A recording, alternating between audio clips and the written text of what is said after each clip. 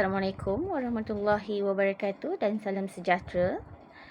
Kami dari kumpulan 3 yang terdiri daripada Adi Nasrul bin Hairum 290092, Wan Muhammad Hafiz bin Wan Ibrahim 283924, Muhammad Salihin bin Said 290172, Nurul Farhana Afikah bintil Awang Kecil 290232 dan seterusnya adalah saya Siti Aisyah binti Syekh Idris 290250.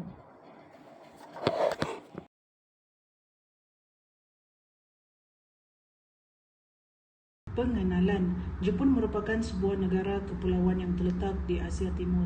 Jepun terkenal dengan kekayaan warisan budaya, kemajuan teknologi serta landscape semula jadi yang sangat menakjubkan.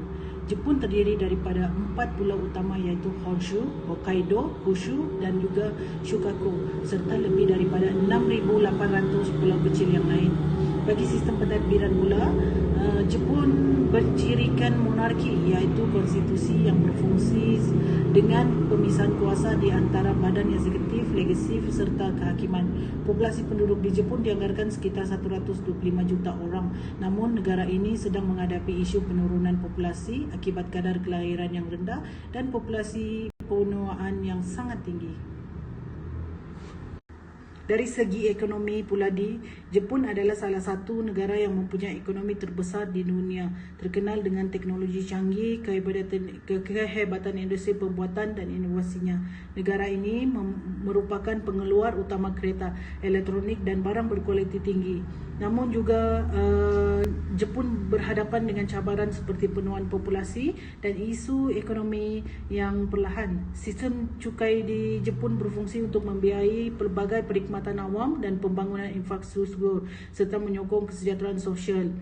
Cukai pendapatan individu dikenakan kepada individu berdasarkan pendapatan mereka. Terdapat dua komponen utama dalam cukai pendapatan individu serta cukai pendapatan tempatan. Okey, definisi cukai.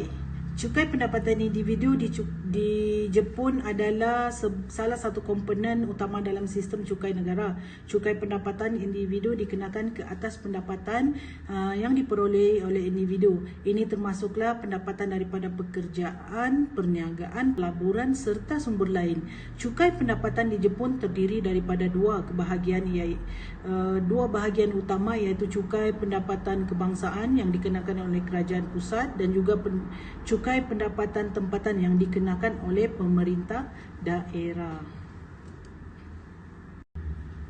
Tujuan cukai. Pertama, cukai pendapatan menyediakan sumber pendapatan yang diperlukan untuk membiayai pelbagai perkhidmatan awam termasuk pendidikan, kesihatan dan infrastruktur.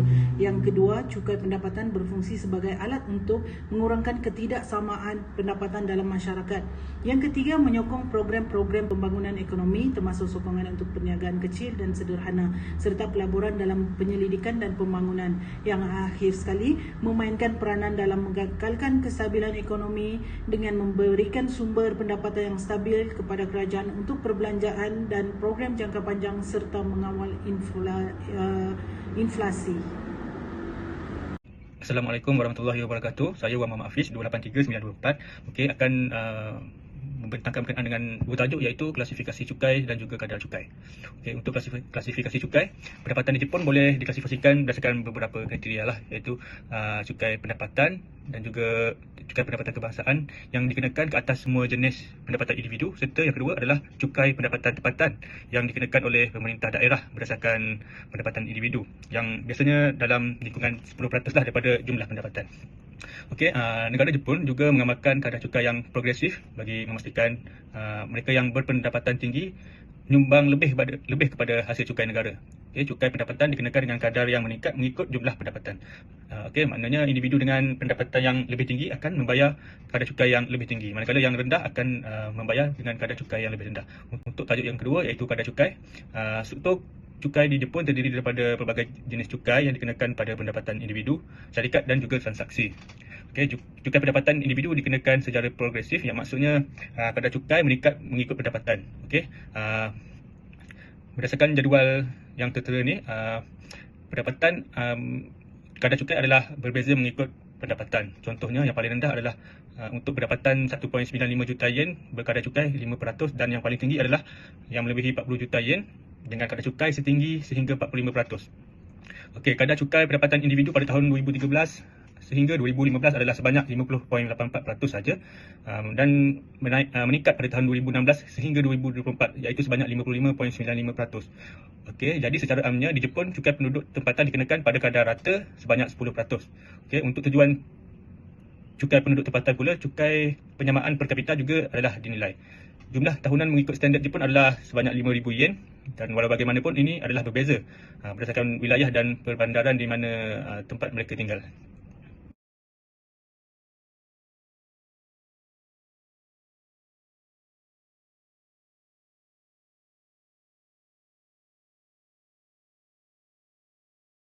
Kesimpulannya, sistem percukaian di Jepun didasarkan pada prinsip-prinsip penting seperti keadilan keupayaan membayar, ketulusan, kecekapan dan tanggungjawab fiskal.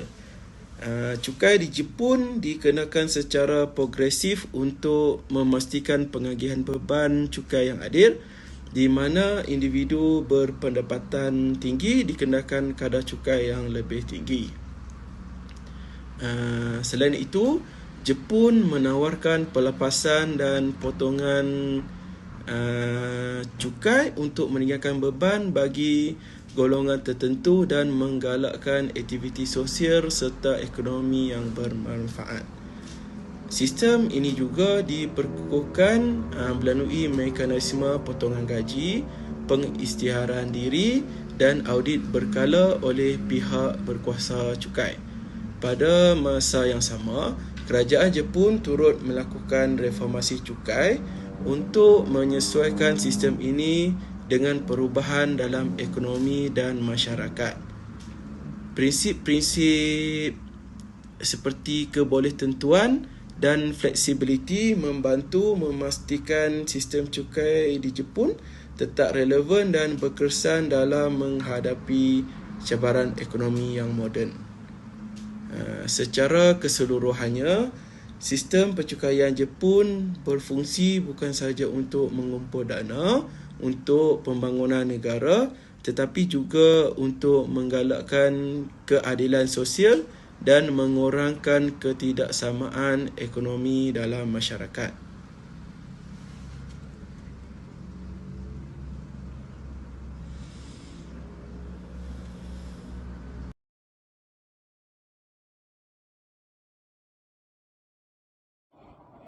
Assalamualaikum dan salam sejahtera. Saya Siti Aisyah binti Syed Idris akan menerangkan berkenaan dengan implikasi cukai pendapatan individu terhadap kerajaan dan masyarakat.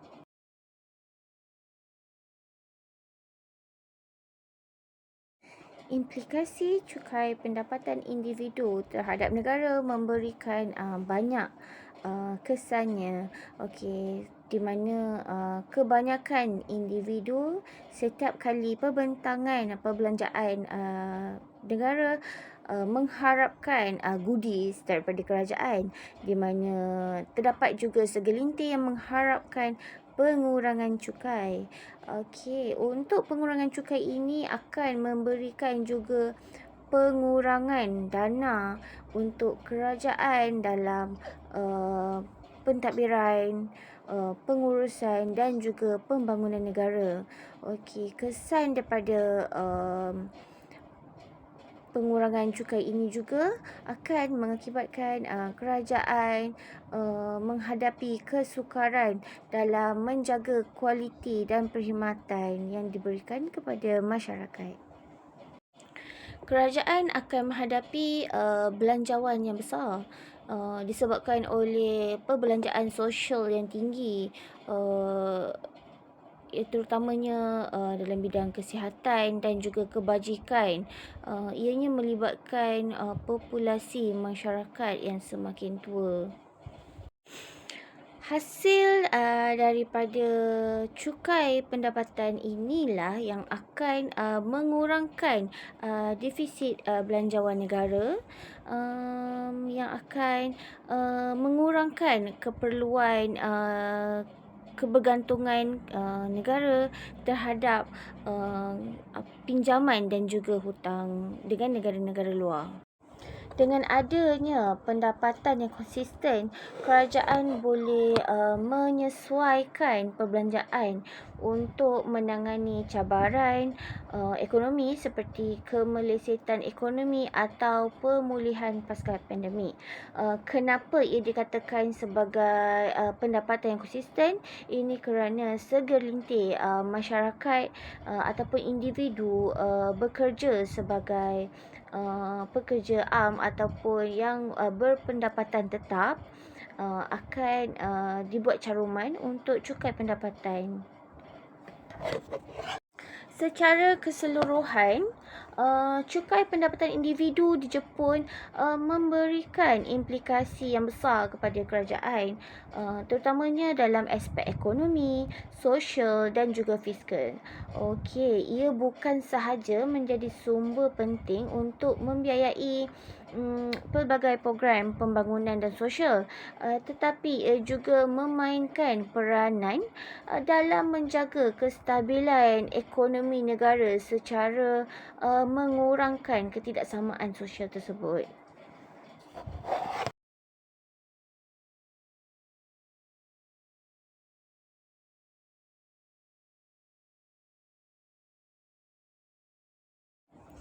Seterusnya adalah implikasi cukai pendapatan individu terhadap masyarakat. Okey, di mana sistem cukai pendapatan yang progresif, Jepun dapat membantu mengurangkan ketidaksamaan pendapatan dengan mengenakan kadar cukai yang lebih tinggi kepada golongan yang berpendapatan tinggi dan juga memberikan pelepasan cukai kepada golongan yang berpendapatan rendah. Jadi jurang pendapatan masyarakat di Jepun tidak begitu ketara. Okey, dan seterusnya adalah cukai pendapatan individu ini boleh mempengaruhi keputusan kewangan peribadi, termasuklah simpanan, pelaburan dan juga perbelanjaan. Seterusnya adalah hasil cukai pendapatan. Ini memainkan peranan yang penting dalam menyokong program kesihatan, pencen dan juga sokongan sosial untuk warga emas. Hasil cukai ini juga dapat membiayai pembangunan dan juga penyelenggaraan infrastruktur. Ianya penting seperti pengangkutan, jalan raya, teknologi, dan ini dapat memacu pertumbuhan ekonomi dan juga memperbaiki kualiti hidup masyarakat di Jepun. Dan seterusnya adalah ia dapat membantu mengurangkan ketidaksamaan ekonomi dengan menyokong perkhidmatan awam dan juga menyumbang kepada ketidakstabilan ekonomi. Seterusnya sahabat saya akan menerangkan untuk kesan pengelakan cukai.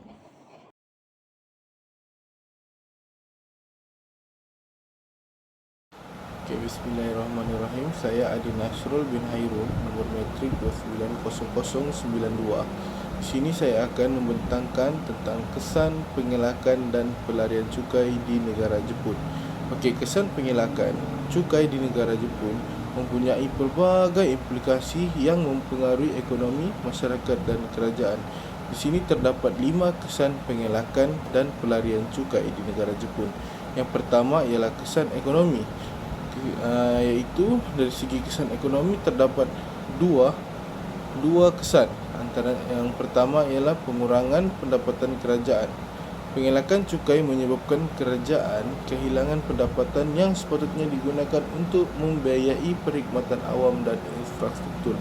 Yang kedua, kekurangan pelaburan awam. Dengan pendapatan yang berkurangan, peruntukan untuk pendidikan, kesihatan dan pembangunan infrastruktur mungkin terjejas menghalang pertumbuhan ekonomi. Okey, yang kedua dari segi kesan sosial pula terdapat dua juga, iaitu ketidakadilan sosial. Pengelakan cukai boleh menyebabkan jurang antara golongan kaya dan miskin semakin lebar kerana mereka mematuhi undang-undang membayar lebih banyak berbanding mereka mengelak. kesan terhadap kesejahteraan pula, program-program sosial dan bantuan mungkin terhad akibat kekurangan dana memberi kesan kepada golongan yang memerlukan. Okey, yang kelima pula adalah kesan jangka panjang. Kesan jangka panjang terdapat dua juga.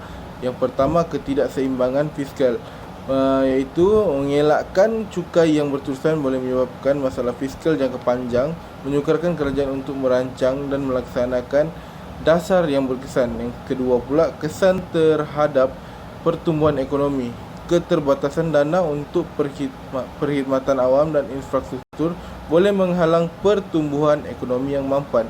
Seterusnya, keseluruhannya, pengelakan cukai di Jepun mempunyai kesan yang luas, mempengaruhi keadilan sosial, pertumbuhan ekonomi dan kepercayaan rakyat terhadap kerajaan.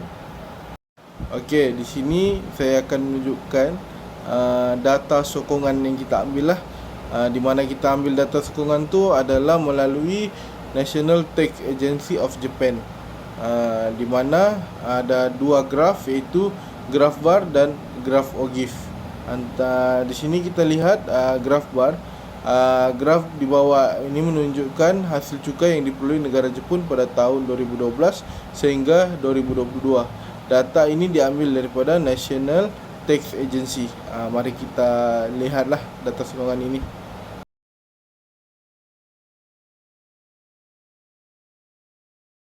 Okey, yang seterusnya pula data OGIF. Data OGIF ni pun kita boleh lihat di mana graf ini menunjukkan bahawa trend kutipan cukai tertunggak untuk semua kategori cukai negara Jepun pada tahun 2019. Data ini juga diambil dari National Tax Agency of Japan. Di sini kita boleh lihat kadar cukai yang diambil di negara Jepun lah pada tahun 2019 tersebut.